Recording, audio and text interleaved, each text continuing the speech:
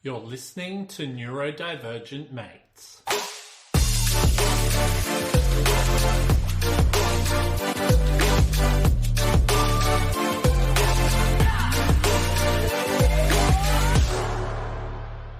Hello and welcome to another episode of Neurodivergent Mates. I'm your host, Will Wheeler.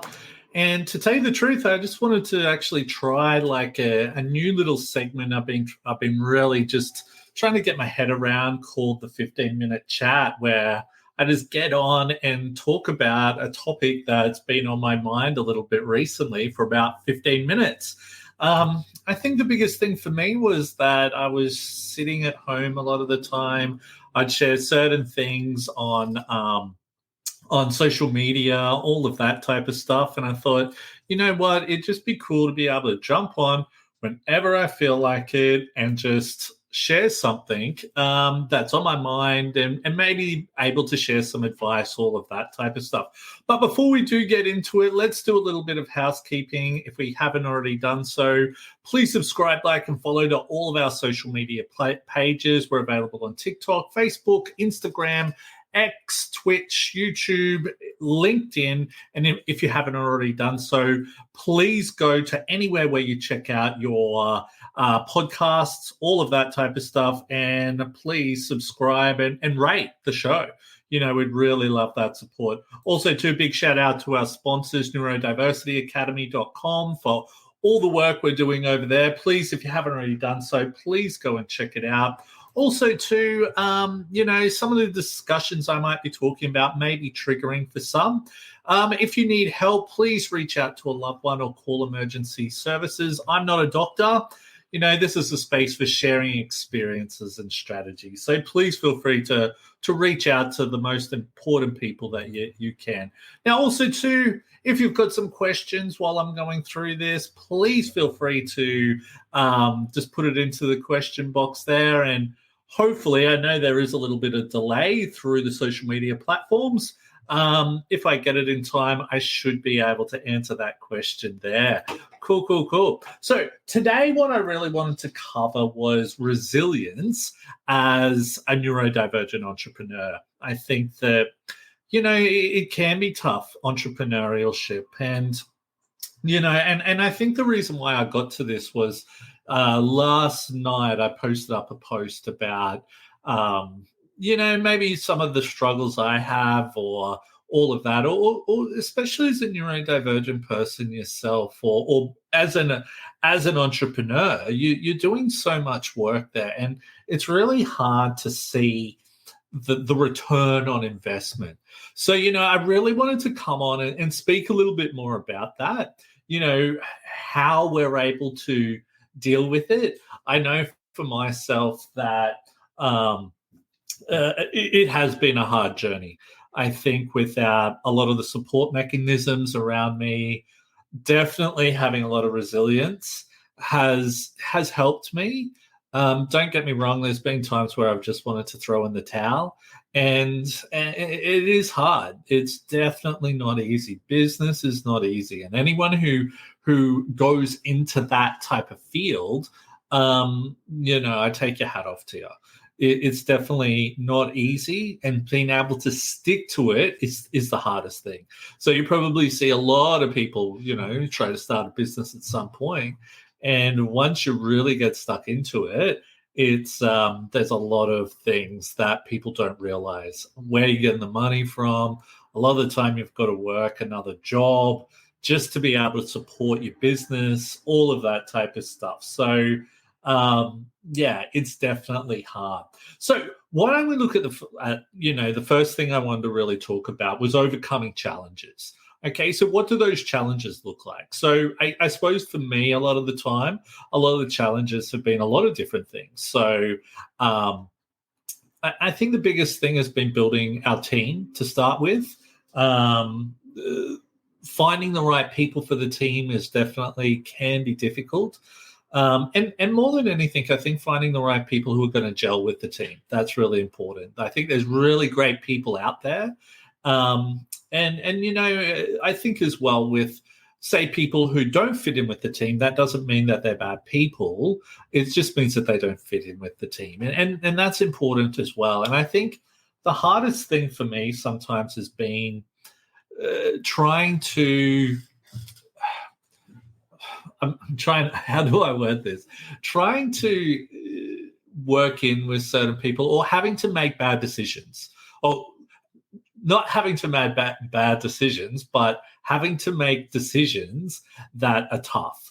Maybe you have to, disagree on something that is really close to someone's heart. And that can be really difficult within entrepreneurship. Maybe you want to try something with someone and it doesn't work out. And, I think those can be the real challenges there a lot of the time. I think the other obstacles that I've faced, and if we're looking at it from a neurodivergent perspective, what is it that we struggle with as neurodivergent people that we need to be able to maintain to run a successful business?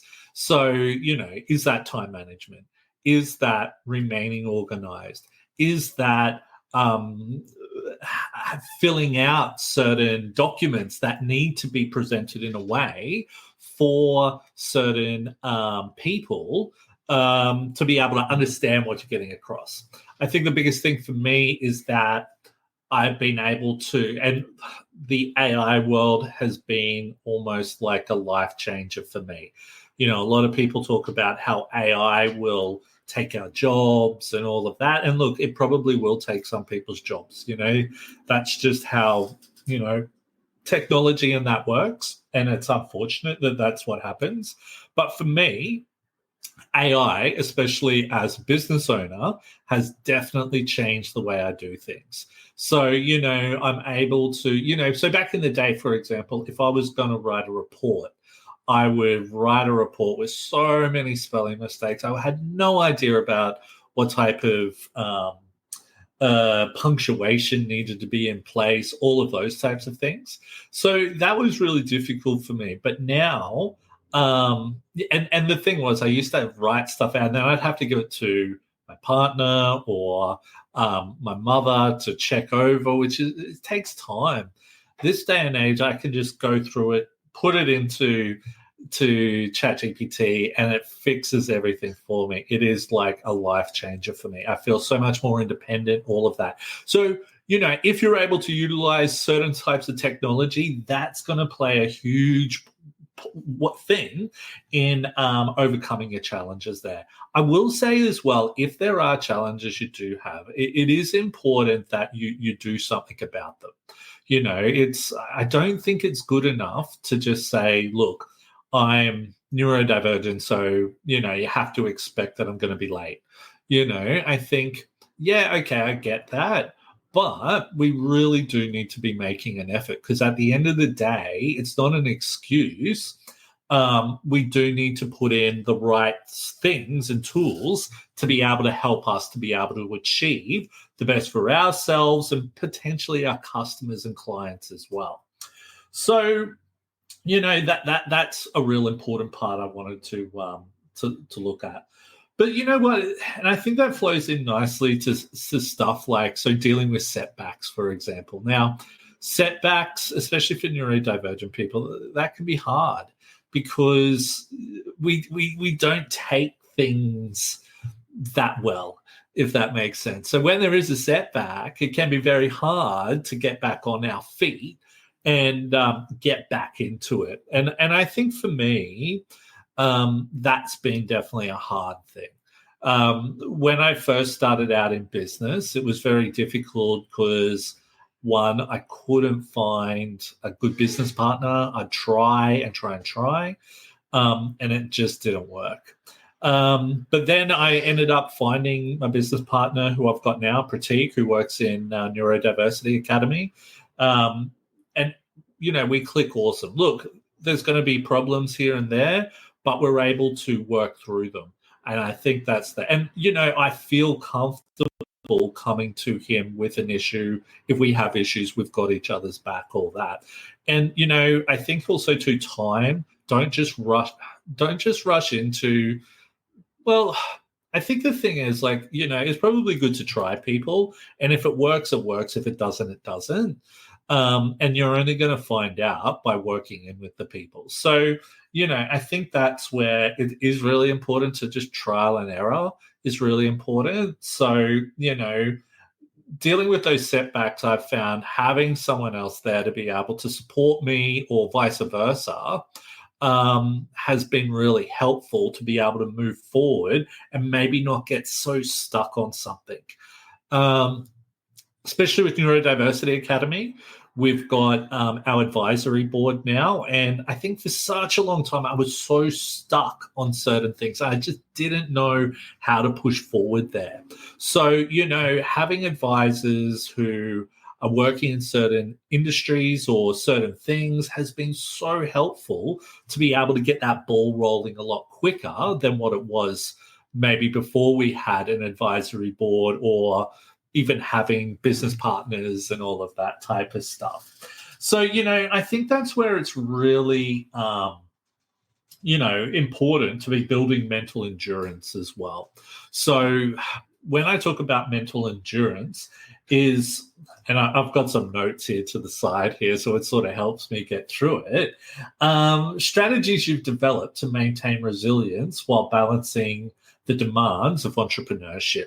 So, that could be learning to take breaks. I think the biggest problem for me when I first got into business was I was just like work, work, work, work, work. And I just burnt out big time. I've never had such a big burnout in such a long time because I've been able to, I suppose, balance a lot of things. Spend time with my partner is great for me to get away from just sitting down, watching Netflix, watching the football, speaking to my friends, having a drink with someone, whatever that looks like, has been so helpful for me. But also, too, I think, balancing that is really important. So not going out and drinking all the time, not, still focusing on what you need is really key, but, not going away from that type of stuff. Also, too, I think the biggest thing as well is your support networks. I think your support networks are going to be key. And if that's mentors, if that's people you can just call and chat, I think that for me, just being able to have people I can talk to has been so helpful. It can just, there's going to be times where you just feel so down and out, and I know it can be hard to want to talk to people around that time there, but it's vital. So having support networks there. I know, someone messaged me today and said, look, Will, let's catch up for a chat shortly. I really need someone to talk to.